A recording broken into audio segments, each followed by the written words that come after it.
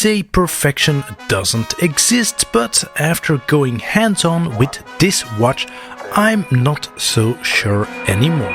4.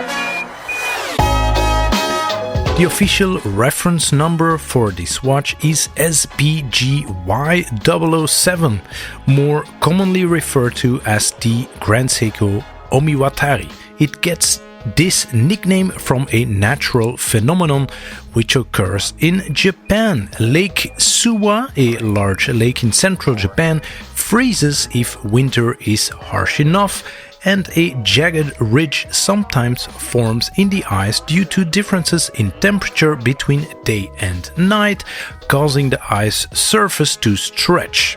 The pattern this then creates can be quite long and, with a bit of imagination, looks like a pathway, as if a giant or a god crossed the ice. Omiwatari essentially means God's crossing. Now, starting with the dial. So the dial color is difficult to capture here, not just on a video but also in real life.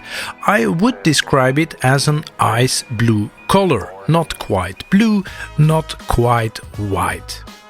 The texture, as the nickname suggests, takes inspiration from the surface of a frozen lake. It is beautiful and quite elaborate from up close, yet subtle from a distance. I've seen the dial being referred to as a hammered dial by some, but that is not entirely accurate. So the textured effect is not achieved by hammering the dials individually, but rather by a mold which has this hammered pattern. So the mold is used for the stamping process, transferring the pattern to the dial. Now, after this initial stamping process is completed, several more steps are required to get to the finished dial, such as plating, undercoating and coating. As you can see here, the finished dial is an absolute stunner. It also pops nicely under the curved sapphire crystal. These Ratsu polished indices, hour and minutes hands are as beautiful as they get. They are a familiar sight, of course, to the Grand Seiko enthusiasts. The sweeping seconds hands is thermally tempered blue in a shade darker than the base dial. It feels in perfect harmony with the ice blue dial. A subtle yet fantastic detail is that the minutes and seconds hands are curved by hand. The stainless steel Zaratsu polished case then measures 38.5 mm in diameter, 10.2 mm in thickness and 43.7 mm in length. The lug width comes in at 19 mm. So the thinness of the case combined with the curved case design means that this will slip under a shirt cuff without any issues whatsoever.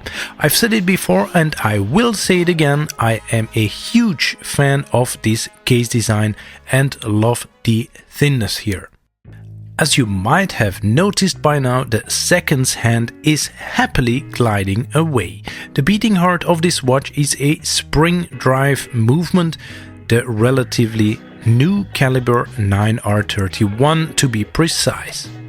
Notice that the 72-hour power reserve is shown here on the back of the movement, which then allows for a nice time-only display on the front of the watch.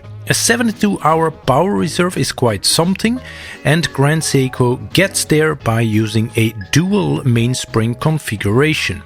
Now we see only one barrel at the back, which is in fact a single dual spring barrel that holds two mainsprings, which are both thinner and longer than a standard spring.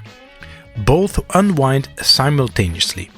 Now the caliber, being a spring drive movement, of course has that impressive accuracy of around ±1 second a day or ±15 seconds a month. As this is a manual wound movement, there is little to obstruct the view and gives us a nice look at the caliber. What stands out most is perhaps that massive single bridge. I'm a huge fan, but perhaps not for everyone. It has a hairline finish which is applied by hand. Now the screws are blue heated, which add a touch of color and play nicely with the beveled edges surrounding them. I could look at this movement all day, quite frankly. On my 6.5-inch wrist, this watch wears, well, it wears like a dream. There is absolutely nothing I would want to change about this watch. It's basically everything I've personally ever wanted in a dress watch by Grand Seiko. A gorgeous dial, a time only with no date and also no power reserve on the dial.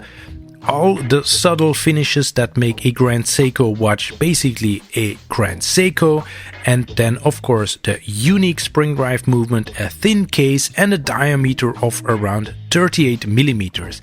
I mean, it is essentially perfect, not just on paper but certainly also on the wrist.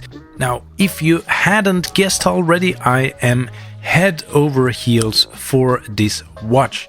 If you have a chance to check one of these out in the metal, definitely do so. So swing by your local AD or your boutique and do yourself a favor and give this one a try.